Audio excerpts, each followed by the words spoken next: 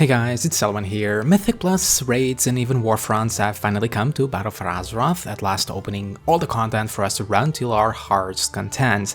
Mythic difficulty and LFR are soon to follow in the next couple of weeks, but none of that matters when we had possibly one of the biggest shit shows when it comes to gear distribution. If you were outside of the loop, or like myself from the EU, our trusty beta testers from the US servers had received Mythic Plus chests or caches based on Mythic Plus's done in the last week of Legion, rewarding gear of Mythic rating quality, which funnily enough wasn't even opened at the time. Along with that mind-blowing quality gear, ridiculous high keys were also awarded following those same criteria. Nothing like a plus 20 freehold in 940 gear. Now this was soon fixed by Blizzard after a couple of hours and the gear and any other non-intended reward removed from those players, as it obviously offered a clear disadvantage against players which did not receive such rewards in the competitive rating and PvP scene, but not until the shitstorm hit every possible WoW media.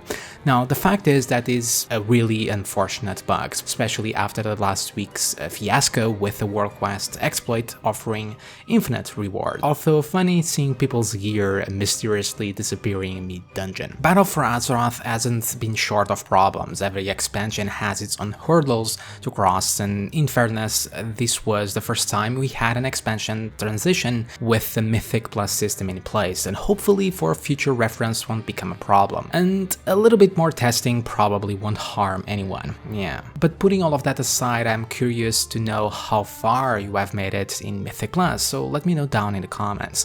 I for one have been enjoying it quite a bit, a few annoying trash here or there with certain affixes, especially in the mother load, nothing that some practice and more organization won't fix, but so far having as much fun as I had back in Legion. The change on making a tyrannical / fortified be applied right at 2+ keys was a really great decision to make each difficulty transition smoother and not have that big jump that was going to a 10+ in Legion. And the addition of the new affix, depending on the current raid tier, is pretty cool also, both in gameplay and in just the aesthetic feel by randomly getting them Gahoon and Rot on enemies, something that I've yet to see it for myself. I for one though cannot wait until random Nagas pop up, if you know what I mean.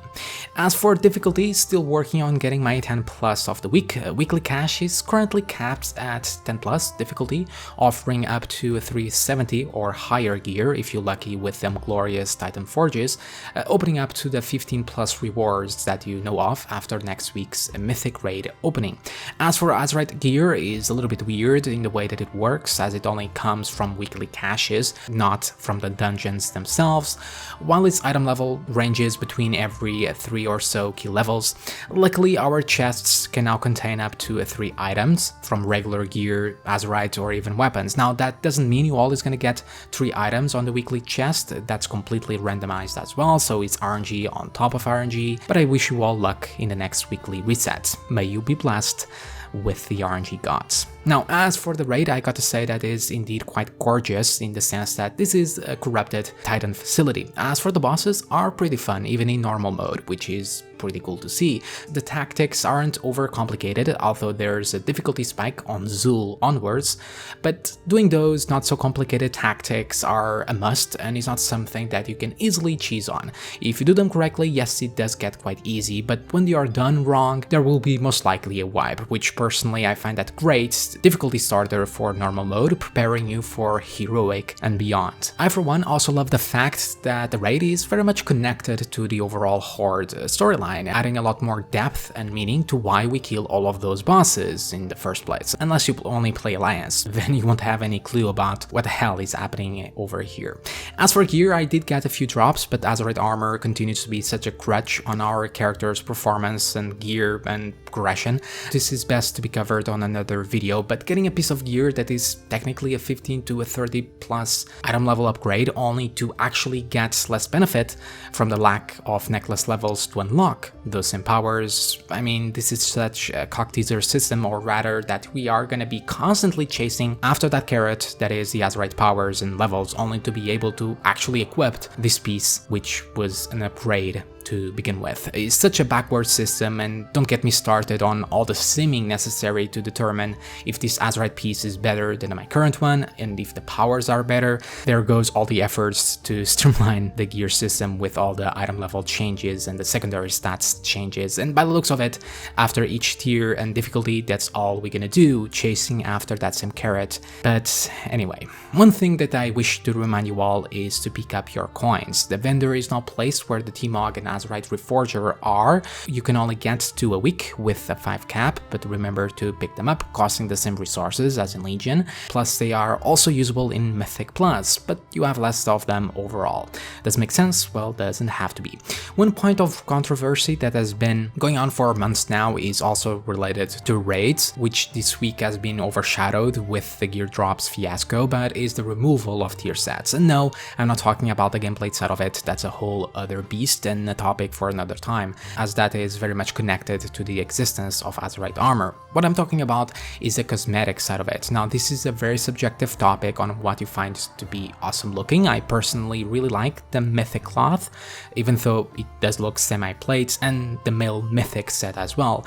All the rest look really bland, not very memorable either, so it does fit with the raid overall theme, but the plate set, let's just be honest, looks straight out of Skyrim Dwemer Ruins. I for one, I'll be very surprised to see people wearing these tier sets for more than the first couple of weeks while it's new, just like it happened with those Trial of Valor sets. Personally, I will have my T-Mog mounts ready after each raid night. But what no one can deny is the lack of variety here, 4 sets for each armor type, all pretty similar in nature I might add, which is weird because one of the reasons for this change is of course the removal of tier sets, but also to eliminate the issue of constantly designing class-based sets that over the years just keep drawing inspiration of each other, like the Paladin always looking holy, so we had plenty of variety there already in my opinion. And to paraphrase Blizzard, it does not allow a lot of headroom to create sets inspired by the raid and to offer more variety overall. Now that's all fair enough, but when this is presented to us, is needless to say rather disappointing. Not sure if variety is a word they really know the meaning of, and this is from a guy where English is a second language.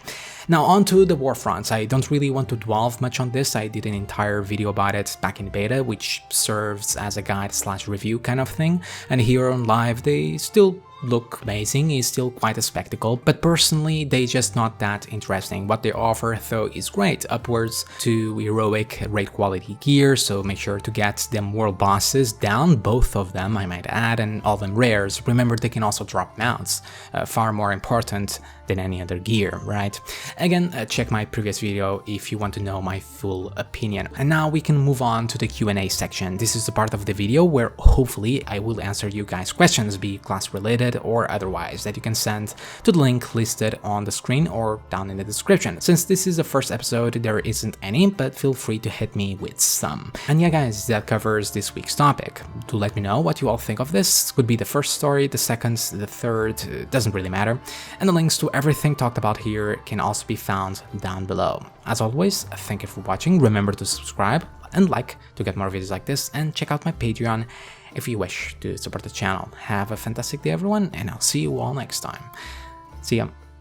Do we click the console or? Debs. Oh, I got it now. I clicked it. I had to click it. I fell through the floor. Ah! I pulled the boss. Doing your high. Yeah, playing the priest boss. Yeah, I'm coming. I'm coming.